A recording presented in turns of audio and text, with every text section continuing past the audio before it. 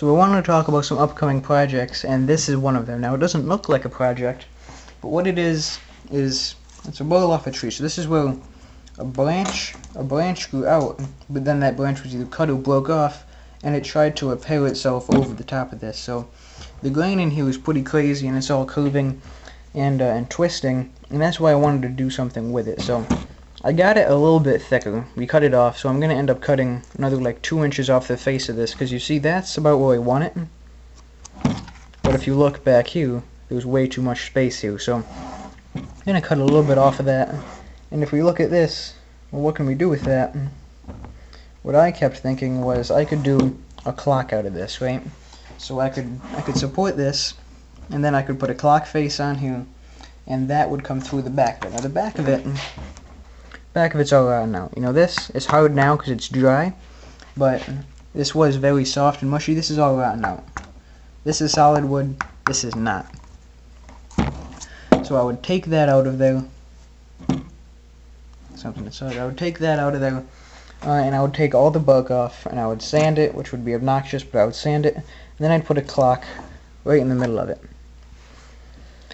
And I think that would look cool. So the question is, how do we take the bark off something like this? Because it's actually pretty hard stuff. You know, you can't really just pop it all off. So what I was going to do is I'll probably take an angle grinder to it. Angle grinder with a wire wheel attachment.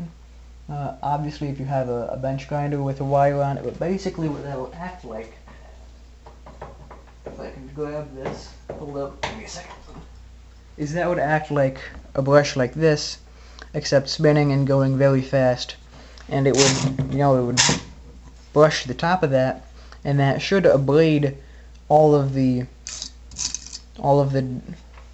bark off of the surface. So that's how I'm planning to take the bark off. Obviously, you do that outside with some safety equipment on. And that's how I think I'll take the bark off. So that's going to be a clock.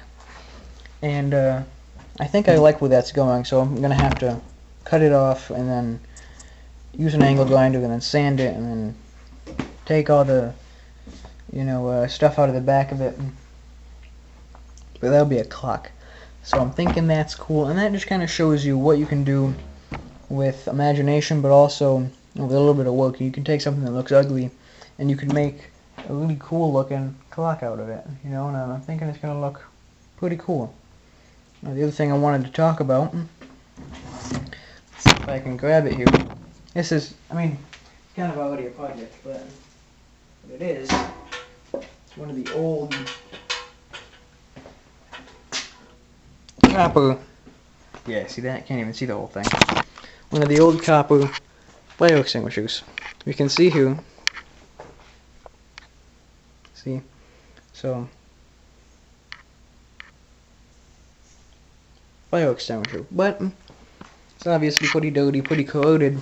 But once you get these things shiny, they look pretty cool. So, you just take some Brasso and a rag, and you just rub it down for a very long time until it gets shiny. And they look really cool once they are shiny. But again, it's hard to get them that way. So, I don't know if we'll be able to focus on some of this lighting.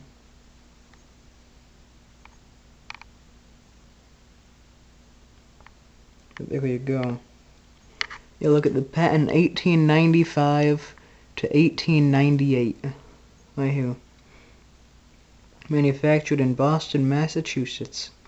So that's kind of what I mean. Is this sort of thing is really cool, and once you get it all finished up nice, they turn out looking really good. So shine that up, clock, and a whole much more to say about that. But I think that's gonna be that.